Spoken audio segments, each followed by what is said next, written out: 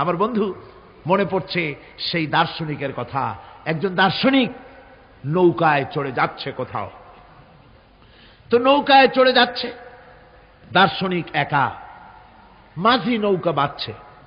দার্শনিক মানুষ তো, মাথার মধ্যে দর্শন গিজগিজ গিজগিজ করছে, কথা বলার লোক পায় না। এখন মাঝির সাথেই কথা বলার সিদ্ধান্ত নিল। শেষ পর্যন্ত বলল, রে মাঝি, কত বছর নৌকা চালাও? তা তো বহুত বছর, জীবনটাই কাটাই দিলাম। ভূগোল চেনো? ভূগোল কখনো দেখেছো? কই যে না, ভূগোল আমি দেখবো কোথাতে, আমি হলাম গরিব মানুষ, এগুলি ধনীদের কাম, তারা হয়তো খায় টায়, আমি ভূগোল দেখিও নাই খাইও নাই। বলে আশ্চর্য কথা, ভূগোল মানুষে খায় নাকি? জীবনটা তো সাইরা নেই, নষ্ট করে ফেলাইছে। মাঝি দাঁতগুলো বাইর করে দিয়ে বলতেছে, স্যার হইতেও পারে। কিছুক্ষণ পর দার্শনিক বলছে, এই বেটা, দর্শন বোঝো? স্যার খামোখাই শরম দিচ্ছেন, এ সমস্ত বড় লোকের খাবার, ওগুলি আমার সামনে বলে লাভটা কি? আমরা গরিব মানুষ, এগুলি আমরা কোনোদিন দেখিও নাই, খাইও নাই। দার্শনিক বলছে, বেটা বেওকুফ, দর্শন মানুষে বুঝি খায়? তোর জীবন আটা নাই মিশা। মাঝি কয়, হইতেও পারে। এবার দার্শনিক বলছে, এই বেটা, কিছুই তো জানো না, খালি দাঁত বাইর করো, ইতিহাস চেনো? মাঝি বলছেন, স্যার এইবার একটা কথা বলছেন যেটার সাথে কিছুটার মিল আছে, আমি খাইছি। সেটা হচ্ছে, বাপ গরিব ছিলেন, কিন্তু মাঝে মধ্যে শীতের মৌসুমে পাতিহাঁস জবাই করে আমরা খাইতাম, আর বিবাহের সময় শ্বশুর বাড়ির রাজহাঁস জবাই করে খাওয়াইছিল, কিন্তু ইতিহাস তো খাই নাই, ওইটা কোথায় পাওয়া যায়? দার্শনিক বলছে, বেকুব বেটা, ইতিহাস আর পাতিহাঁস বুঝি এক? তোর জীবন তো 12 আনাই মিছা। মাঝি কয়, হইতেও পারে। কিছুক্ষণ পর উত্তর দিকে কালো মেঘ উঠেছে, আকাশ থমথমে ভাব, নদীর ভিতরে তুফান সৃষ্টি হয়েছে। মাঝি বলছে, স্যার সাঁতার জানেন? কয় যে না মাঝি, সাঁতার তো জানি না। মাঝি কয়, স্যার ভূগোল, দর্শন, ইতিহাস 3 সাবজেক্টে আমার জীবন 12 আনা মিছা, এখন তো দেখি এক সাবজেক্টে 16 আনাই মিছা আপনার। আমার তো 4 আনা আছে, 12 আনা ফেল, 4 আনা তো আছে, ওই 4 আনা দিয়ে আমি সাতরাইয়া কেনারায় উঠে যাব, আর ইতিহাস দর্শন পাতিহাস খাইয়া ডুবে মরমিয়া। এবার দার্শনিক বলছে, আরে মাঝি, মানুষকে এরকম নৌকা ডুবে মরে নাকি? কয় মরে না, আমার বাপ এই নৌকার মাঝি ছিল, তারপরে এই নৌকা বাইতে বাইতে আমার বাপ এই নৌকার মধ্যে মরছে ডুবিয়া। আচ্ছা, তোমার দাদা? আমার দাদাও মাঝি ছিল, এই নৌকা বাইতে গিয়ে সেও মরছে। তোমার নানা? আমার নানাও এরকম নৌকা বাই এরকম মাঝি হয়ে মরছে। দার্শনিক কয়, তুমি তো দারুণ বেহায়া, যে নৌকায় তোমার বাপ মরলো, দাদা মরলো, সেই ব্যবসা তুমি ছাড়তে পারো নাই, তুমি তো দারুণ বেহায়া। মাঝিরও বুদ্ধি কম না। মাঝি কয় যে, স্যার আপনার বাপ জিন্দা আছেন? কয় না, মারা গেছেন। কোথায় মরছে? ঘরের মধ্যে খাটের উপরে চিত হইয়া আরামসে মারা গেছে। আপনার দাদা? বলে তিনিও ঘরের মধ্যে বাস, ওইখানেই ঘরের মধ্যেই মারা গেছেন, খাটের উপরে। আপনার নানা? উনিও ঘরের মধ্যে চিত হয়ে আরামসে মারা গেছেন। মাঝি কয় যে, আপনিও তো বেশরম কম না, যে ঘরের মধ্যে আপনার দাদা মরলো, নানা মরলো, গোষ্ঠী মরলো, সেই ঘরটা তো এখন আপনি ছাড়তে পারেন নাই। এর দ্বারা মাঝি বুঝাইতে চাইল এই কথা, দার্শনিক সাহেব, মৃত্যুর জন্য সময় হলো আসল কথা। সময় যখন এসে যাবে, সে যে জায়গায় হোক, মৃত্যু তাকে ছাড়বে না। মৃত্যু যখন আসবে, জায়গায় পৌঁছতে হবে, আর সময় যখন আসবে, এক মুহূর্ত আগে পিছু করা হবে না। মউত আসার সাথে সাথে আজরাইল তার সামনে এসে যাবে, এক মুহূর্ত বাঁচতে পারবে না। সুতরাং মোমেন ব্যক্তি, তার দিলের মধ্যে মৃত্যু সম্পর্কে কোন ধরনের ওই ধরনের চিন্তা থাকবে না, পরান্ডা নিয়ে কোন রকম নিবাসী এরকমের চিন্তা থাকবে না। জীবন আল্লাহ দিয়েছেন, আল্লাহ নিবেন, সময় আসলে এক মুহূর্ত দেরি করা হবে না। সুতরাং সেই জীবনটা যিনি দিয়েছেন, তার রাস্তায় দেওয়ার জন্যই সে তৈরি থাকবে। এটা হলো মোমেনের কোয়ালিটি। আমার বন্ধুগণ, এরপরে মোমেনদের ভিতরে আরেকটা জিনিস হবে, সেটা হচ্ছে হযরত ইউনূস আলাইহিস সালাম মাছে তারে গিলে ফেলে দিল। হতাশায় তিনি হার্ট ফেল করেন নাই। মাছের পেটের মধ্যে যদি কেউ চলে যায়, বেরিয়ে যাওয়ার জন্য কোনো ব্যাকডোর আছে নাকি? কন, পালাবার কোন রাস্তা আছে? মাছের পেটের জানালা দরজা আছে কিছু? কিছুই নেই। তিনি হতাশ হলেন না। মাছের পেটের ভেতরে বসে হযরত ইউনূস আলাইহিস সালাম বুক ভরা আশা নিয়ে আল্লাহর দরবারে তিনি ঘোষণা করলেন, লা ইলাহা ইল্লা আনতা সুবহানাকা ইন্নী কুনতু মিনাজ জালিমিন। পড়েন না সবাই, লা ইলাহা ইল্লা আনতা সুবহানাকা ইন্নী কুনতু মিনাজ জালিমিন। হযরত ইউনূস আলাইহিস সালাম বললেন, আল্লাহ তুমি ছাড়া কোনো ইলাহা নাই, তোমার পবিত্রতা ঘোষণা করছি, আমি জালিমদের অন্তর্ভুক্ত হয়ে গেছি। তিনি যখন চিল্লাচ্ছিলেন, মাছের পেটের ভিতরে বসে যখন কাতরুক্তি করতেছিলেন, আল্লাহ বুঝি তখন শোনেন নাই সে কথা? কি বলেন? আল্লাহ বুঝি তখন তন্দ্রায় বা নিদ্রায় ছিলেন? না, আল্লাহ পাক কি ঘুমান? তন্দ্রায় যান? লা তাখুযুহু সিনাতুন ওয়ালা নাওম। আল্লাহ রাব্বুল আলামিন বলেন, কোন তন্দ্রা বা নিদ্রা আল্লাহ রাব্বুল আলামিনকে স্পর্শ করে না। হযরত ইউনূস আলাইহিস সালাম যখন মাছের পেটের ভিতরে বসে চিৎকার মারলেন, আল্লাহ পাক বলেন, ইউনূস রে, তোমার ওই ডাক কেউ শোনে নাই, দুনিয়ার কোন রাজা বাদশাহ শোনে নাই, দুনিয়ার কোন বন্ধু বান্ধব তোমারও শোনে নাই, কিন্তু আমি তোমার আরশের মালিক, আমি রব্বুল আলামিন শুনেছি। শুধু শুনি নাই, সঙ্গে সঙ্গে জবাব দিয়ে দিয়েছি। ফাস্তাজাবনা লাহু ওয়া নাজ্জাইনাহু মিনাল গাম্মি। পড়েন, ফাস্তাজাবনা লাহু ওয়া নাজ্জাইনাহু মিনাল গাম্মি وَكَذَلِكَ نُنْجِي الْمُؤْمِنِينَ। আল্লাহ পাক বলেন, আমি জবাব দিলাম। মাছের পেটের ভিতরে বেদনা শুরু হয়ে গেল। মাছ আর তলদেশে শুয়ে থাকতে পারলো না, সাঁতরাতে পারলো না, মাছ ভেসে উঠল উপরে। পেটের যন্ত্রণায় মাছ কিনারায় চলে এসে বমি করে দিতে পারলে যেন বাঁচি, এই অবস্থা মাছের হলো। কিনারায় চলে এলো, বমি করে ইউনূস আলাইহিস সালামকে ফেলে দিল। মাছও বাঁচলো, ইউনূস আলাইহিস সালামও বাঁচলো। আল্লাহ রাব্বুল আলামিন বলেন, মুমিনেরা শোনো, শুধু ইউনূসকে নয়, ওয়া কাযালিকা নুজিল মুমিনিন। এইভাবে করে মুমিন বান্দারা যদি আমাকে ডাকে, আমার কাছে যদি হাত ফাইলায়, আমি আল্লাহ রব্বুল আলামিন মুমিনদের এভাবে বিপদ মুক্ত করে দেই। আল্লাহ পাক বিপদ মুক্ত করে দেন। ওয়া মান ইয়াত্তাকিল্লাহা ইয়াজআল লাহু মাখরাজা। আল্লাহকে যে ভয় করে, আল্লাহ তার জন্য রাস্তা খুলে দেন। জোরে কোন সুবহানাল্লাহ। দেখেন, ইউসুফ আলাইহিস সালাম, জুলাইখা তাকে আটকায় ফেলেছে ঘরের মধ্যে, তালা দেওয়া, খিল দেওয়া, সিটকানি মারা, পালাবার পথ নাই, চতুর্দিকে উলঙ্গ নগ্ন চিত্র। আর এই সুন্দরী যুবতী নারী জুলাইখা তার প্রেম নিবেদন করেছে হযরত ইউসুফের কাছে। যৌবনে ভরা টকবগে যৌবনের যুবক হযরত ইউসুফ আলাইহিস সালাম, সৌন্দর্যের পিরামিড, বাঁচার কোনো পথ নাই জুলাইখার কুপ্রবৃত্তি চরিতার্থ করে দেওয়া ছাড়া। কিন্তু হযরতে ইউসুফ আলাইহিস সালাম আল্লাহ রাব্বুল আলামিনকে ডাকলেন, হতাশায় ভেঙে পড়লেন না, আল্লাহকে ভয় করলেন, আল্লাহকে ডাকলেন। আল্লাহকে ডেকে, আল্লাহকে ভয় করে তালাবদ্ধ দরজার দিকে যখন দৌড় মারলেন, রব্বুল আলামিন আপন কুদরতে দরজার তালাগুলি খুলে দিলেন। ভাইরা আমার, এভাবে করে মুমিনেরা কখনো হতাশ হয় না। ফাইন্না মাআল উসরি ইউসরা, ইন্না মাআল উসরি ইউসরা। মনে রাখতে হবে, দুঃখ কষ্টের সাথে থাকে সুযোগ সুবিধা, আর প্রত্যেক অসচ্ছলতার সাথে থাকে উদার সচ্ছলতা। এর কোনো বিপরীত কখনই হয় না। আল্লাহ রাব্বুল আলামিন এইভাবে করে মুমিনদেরকে বলেছেন যেন তারা হতাশায় ভেঙে না পড়ে। নামের কঠিন শাস্তি থেকে বাঁচতে হলে আল্লাহর প্রতি ঈমান আনতে হবে। আর ঈমান আনলে যে কোয়ালিটিগুলি হয়, বিপদে অবিচলতা আমাদেরকে পয়গম্বরেরা শিক্ষা দান করেছেন।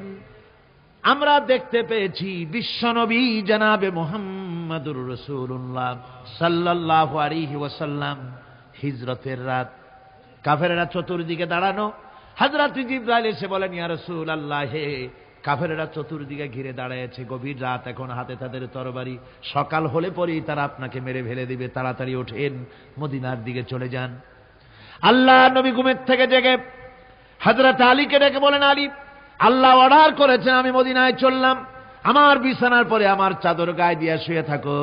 হযরত আলী বলেন, আল্লাহর হাবিব, আপনার চাদর গায়ে দিয়ে ঘুমিয়ে থাকবো, সকালবেলায় কাফির বেঈমানেরা আপনার বিছানার পরে আপনার চাদর গায়ে দেওয়া অবস্থায় আমি আলীকে তারা মুহাম্মদ মনে করবে, আর আমি আলীকে নবী মনে করে তারা তাদের তরবারি দিয়া কেটে কেটে টুকরা টুকরা করে আমারে বিদায় করে দেবে দুনিয়া থেকে। এতটুকুনো পরোয়া করি না, বরং আমার দিলের মধ্যে এটাই তৃপ্তি থাকবে যে আমি আলীর জীবনের বিনিময় আল্লাহর হাবিব দুনিয়ায় বেঁচে আছেন। নবীজি ঘরের থেকে বেরোলেন, চতুর্দিকে কাফেররা দাঁড়ানো। আল্লাহ নবী হাতে এক মুষ্টি বালু হাতে নিয়ে শাহ হাতেল বজু পড়ে 3 বার দম করে বালুগুলো ছেড়ে দিলেন। বালিগুলি ঘরের চতুর্দিকে কাফেরদের চোখে চলে গেল। পরবর্তী সময় রব্বুল আলামিন ডেকে বলেন, নবীরে, বালি যখন নিক্ষেপ আপনি করেছিলেন ধুলাগুলি, আপনি তো শুধু নিক্ষেপ করেছিলেন, কিন্তু চতুর্দিকে কাফেরদের চোখে গেল কেমনে? একদিকে মেরেছিলেন, সেই দিকেই তো যাওয়ার কথা ছিল, চতুর্দিকের কাফেরের চোখে চোখে সেগুলো পৌঁছে গেল কেমনে? ওয়ামা রামাইতা ইদ রামাইতা ওয়ালাকিন্নাল্লাহ রামা। আপনি নিক্ষেপ করেন নাই, যখন আপনি নিক্ষেপ করেছিলেন আপনি তো শুধু বালুকণা ছেড়েছেন, আর ওই বালুকণাগুলি ঘরের চতুর্দিকে সব কাফেরদের চোখে পৌঁছবার দায়িত্ব আমার কুদরত গ্রহণ করেছিল। আমার ভাইয়েরা, নবীজি বিপদে, এতগুলি শত্রু তরবারি নিয়ে তিনি বিপদে ধৈর্যহারা হন নাই। আস্তে করে ঘরের থেকে বেরিয়ে হযরত আবু বকরের বাড়িতে গিয়ে হাজির। দরজায় গিয়ে আওয়াজ দিলেন, আবু বকর। অমনি দরজা খুলে গেল। লাব্বাইক ওয়া সাদাইক। হুজুর বলেন, আবু বকর রে, একটা ডাকে কেমনে সাড়া দিলে? তুমি কি ঘুমাইছিলে না? হযরত আবু বকর বলেন, হুজুর, আপনি বলেছেন আমাকে নিয়ে হিজরত করবেন, আমি মনে মনে চিন্তা করেছি, না জানি কত রাত্রে নবীজি আসেন, উঠতে যদি আমার দেরি হয়ে যায়, নবীজি যদি দরজার কাছে দাঁড়ায় দাঁড়ায় আমারে ডাকাডাকি করে, আর আমি যদি ঘুমায় থাকি, তাহলে আল্লাহর নবীর সঙ্গে বেয়াদবি হয়ে যাবে। এই মনে করে বিছানায় না ঘুমাইয়া আপনার গলার আওয়াজ শোনার জন্যে এই দরজার সঙ্গে পিঠ লাগাইয়া লাগাইয়া দাঁড়াইয়া ঘুমাচ্ছিলাম। আল্লাহর নবী হযরত আবু বকরকে সঙ্গে করে নিয়ে চললেন মদিনার দিকে। উল্টা পথে রওনা করলেন। বারবার কাবা শরীফের দিকে তাকাতে লাগলেন।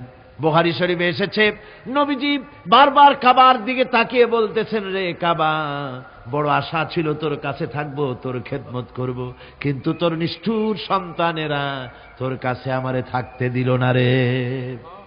আল্লাহ নবী মিসফালা দিয়ে জাবালে কেদোয়ার উপর দিয়ে চলে গেলেন জাবালে সুরে।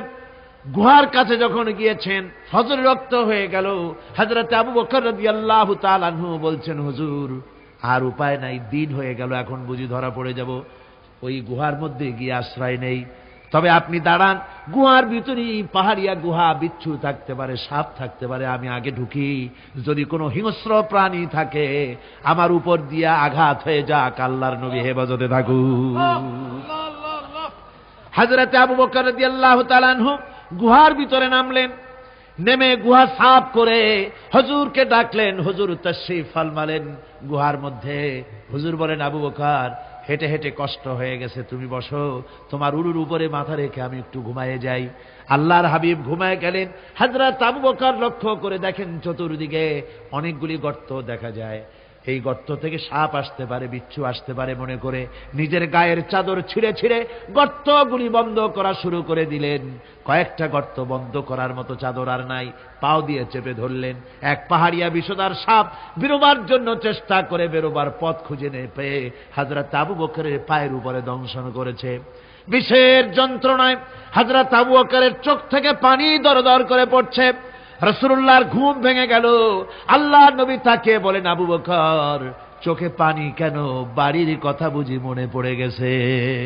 হযরত আবু বকর বলেন, ইয়া রাসূলুল্লাহ, আল্লাহর নামে কসম করে বলি, যেই দিন আমি ঈমান এনেছি ওই দিন থেকে আমার মা বাপ, আমার কোলে আমার সন্তান, আমার স্ত্রী, আমার জায়গা জমি ঘর বাড়ি, এমনকি আমার নিজের আত্মার চাইতে হুজুর আপনারে ভালোবাসি বেশি। তাহলে কাঁদো কেন? হযরত আবু বকর বলেন, হুজুর বাড়ির জন্য কাঁদি না, ছেলেপেলের জন্য কাঁদি না, সাপে দংশন করেছে যন্ত্রণায় কাঁদতেছি। আল্লাহর নবী সঙ্গে সঙ্গে মুখ থেকে থুতু বার করে যন্ত্রণার জায়গায় লাগাই দিলেন, সঙ্গে সঙ্গে যন্ত্রণা বন্ধ হয়ে গেল। হুজুর বললেন, আবু বকর, প্রথম যখন তোমার এই আঘাত করেছিল সাপে, আমাকে কেন তাড়াতাড়ি বলো নাই? এতক্ষণ তো তোমার কষ্ট হতো না। হযরত আবু বকর বলেন, ইয়া রাসূলুল্লাহ, ওটা তো সাপে কাটার যন্ত্রণা, ওই যন্ত্রণায় আমার রক্ত জ্বলতেছে, যন্ত্রণায় যন্ত্রণায় আমার কলেজাটা যদি ফেটেও যেত। আল্লাহর হাবিব আরাম ফরমাচ্ছিলেন, আমি তাকে আরামে বিঘ্ন ঘটাতে পারতাম না। আমার ভাইয়েরা, হযরতে আবু বকর, হযরতে রাসূল দুজন বসে আছেন। এমনি সময় কাফের বেঈমানেরা খুঁজতে খুঁজতে জায়গা মতো এসে গেছে। একজনে বলে ভিতরে আছে, আর একজনে বলে নাই। পায়ের যদি থাকবে তাহলে মাকড়সায় জাল বুনালো কি করে, পাখি ডিম পেড়ে বসে আছে কি করে, তাদের সন্দেহ হতে লাগলো। এর মধ্যে নাই, একজন বলে আছে আর একজন বলে নাই। হযরত আবু বকর ভয়ের চোটে কেঁদে ফেলেছেন, হুজুর আর উপায় নাই। এই যে অবস্থা, এই অবস্থার ভিতরে, এই অবস্থার ভেতরেও আল্লাহর নবী এতটুকু ঘাবড়ে যান নাই। শত্রুরা তরবারি নিয়ে এসেছে, সুযোগ পেলেই একটু তাকালেই দেখতে পাবে, তুলে মেরে ফেলে দেবে। আল্লাহর হাবিব মোটেই ধৈর্য হারালেন না, এতটুকুন হতাশ হলেন না।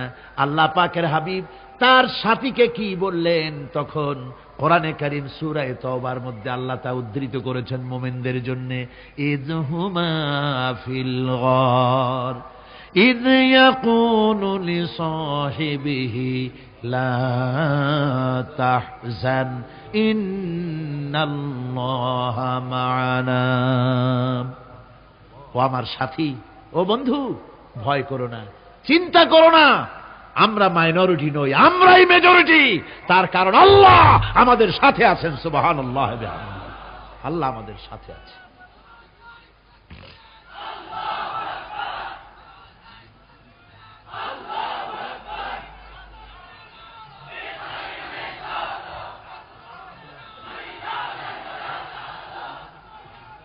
আমার বন্ধুগণ, কোরআনে কারীমে রব্বুল আলামিন বলেন, ফাআনজালাল্লাহু সাকিনাতাহু আলাইহি ওয়া আইয়াদাহু বিজুনুদিন লাম তারাওহা।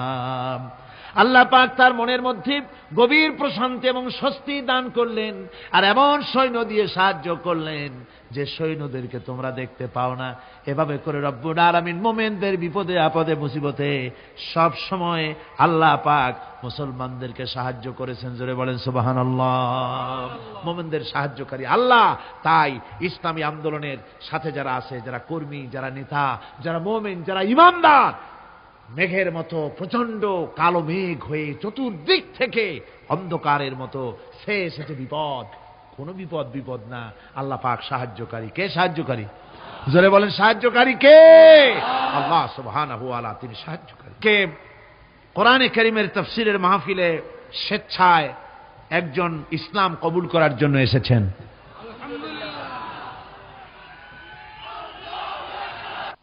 আল্লাহর মেহেরবানি, ইসলামের বিরাট গণজোয়ার শুরু হয়েছে বিশ্ব জুড়ে। জোরে কোন আলহামদুলিল্লাহ। এসব কথা আলোচনা করব আমি শেষ দিন ইনশাআল্লাহ। আজকে প্রত্যেক দিন নতুন এক একটি বিষয়ের উপরে কোরআনে কারীমের আলোচনা আসতেছে। আমরা প্রথম দিন নিফাকের উপর আলোচনা করেছি, দ্বিতীয় দিন খাতমে নবুয়তের উপর আলোচনা করেছি, আজকে আমরা আলোচনা করেছি আল্লাহর উপরে ঈমান এলে পরে মুমিনদের কোয়ালিটি কি হওয়া উচিত, এটার উপর আলোচনা করেছি। এর দ্বারা নিশ্চয়ই আমাদের ফায়দা হবে। কি বলেন? আগামীকালকে আলোচনা হবে রসুলের প্রতি ঈমান। জামাত শিবিরের উপরে বদনাম দেওয়ার একটা বদভ্যাস হয়ে গেছে সকলের। সব রেডি থাকে কলম নিয়ে, ঘটনা ঘটলেই আগেই দোষ দিতে হবে জামাতের শিবিরের। ঠিক কিনা? জোরে কোন ঠিক কিনা? রাশেদ খান মেনন গুলিবিদ্ধ হলেন, 1 ঘন্টার ভিতরে মাইক নেমে গেল, জামাত শিবির রাশেদ খান মেননকে গুলিবিদ্ধ করেছে, জামাত শিবির যেখানে পাও হত্যা করো। মাইক নেমে গেল চতুর্দিকে।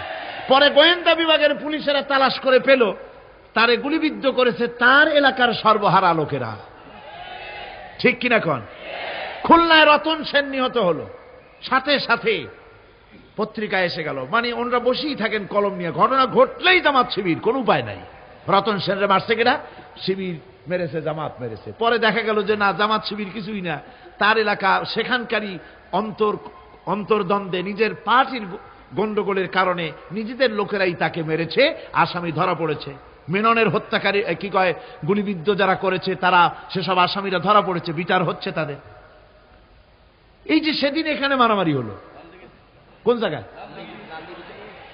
লালদিঘিকে আক্ষরিক অর্থে রক্তে লাল বানায় দিল, মারামারি করলো নিজেরা, আর নির্লজ্জের মতো হরতাল দেখে সারা বাংলাদেশের মানুষদের কষ্ট দিয়েছে। ঠিক কিনা বলেন? এ কথা শতসিদ্ধ। আবাল বৃদ্ধ বনিতা, দেশের আবাল বৃদ্ধ বনিতা, থামেন। সবাই জানে ওরা নিজেরা মারামারি করেছে। মারামারি নিজেরা করিয়া সাথে সাথে বলে দিল জামাত শিবির এটা করেছে। মানুষের একটু লজ্জা শরম থাকা দরকার। ওদের মধ্যে কি বিবেক সম্পন্ন একটা লোক নাই? বিবেক যদি থাকে, এত বড় মিথ্যা, এর সামনে কি করে এদের সাথে কাজ করে, এদের সাথে থাকে, আমার মাথায় ঢোকে না। কমন সেন্সের কমন বাদ দিয়া শুধু সেন্সও থাকলে এদের সাথে মানুষ কাজ করতে পারে না। আমার ভাইয়েরা, জামাত শিবির হয়েছে এখন একটা মেনিয়া, জলাতঙ্ক রোগীদের মতো অবস্থা এমন হয়েছে এখন। যদি কারো বাড়ির মধ্যে স্বামী স্ত্রীর গন্ডগোল বাঁধে, তাও কয় যে জামাত শিবিরের হাত আছে। একটু দরুদ শরীফ পড়েন। সালাতুন ইয়া রাসূলুল্লাহ।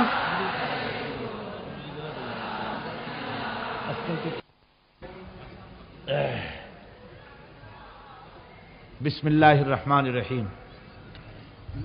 और बिस्मिल्लाहिर रहमानिर रहीम। ला इलाहा इल्लल्लाहु, जोरे बोलो, मुहम्मदुर रसूलुल्लाह। আল্লাহ ছাড়া কোনো উপাস্য নাই, মাবুদ নাই, তিনি এক।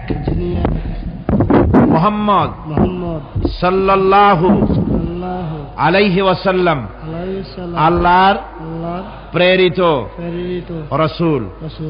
আশহাদু আন লা ইলাহা ইল্লাল্লাহু ওয়াহদাহু লা শারীকা লাহু ওয়া আশহাদু আন্না মুহাম্মাদান আবদুহু ওয়া রাসূলুহু। আমি সাক্ষ্য দিচ্ছি আল্লাহ ছাড়া কোনো ইলাহ নাই, মাবুদ নাই, উপাস্য নাই, তিনি এক, তিনি একক, তার কোনো অংশীদার নাই।